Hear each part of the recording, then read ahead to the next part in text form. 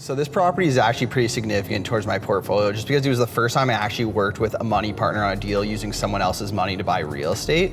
And it was the first time I bought a property in this McQuestion area in Hamilton. I really like this area. It's a spot that no one really looks at, I've noticed, in terms of investing. A lot of people are always looking downtown or on the mountain, but this area in McQuestion is a really great spot to invest because you're right on the border of Stony Creek. So as a result, you have an area that a lot of families want to live in Stony Creek, but maybe they're priced out of. McQuestion is just kind of like that neighborhood right next door.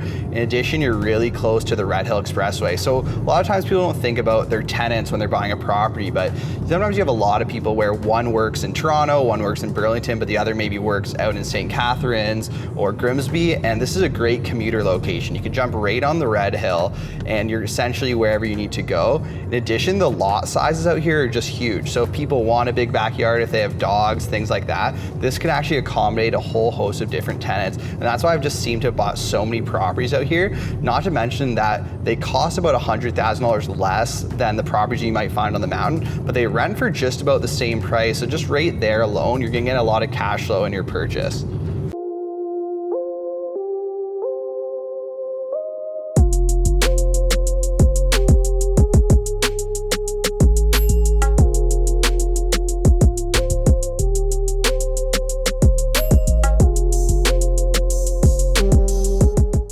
So behind me is one of many bungalow to duplex conversions I picked up in Hamilton about a couple years ago.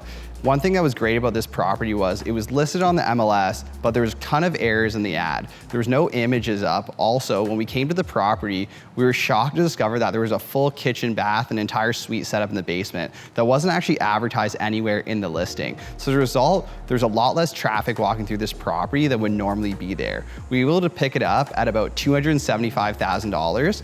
with little to no work required whatsoever. The only work we actually had to do in this property was just create a little laundry room between the units, so both tenants had laundry.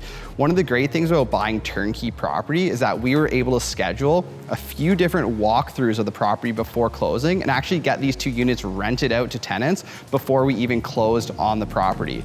This thing's cash flowed about $700 from day one, and it's now worth about $450,000. So there's been a huge value increase on the property, and there's still a lot of room to raise the rents.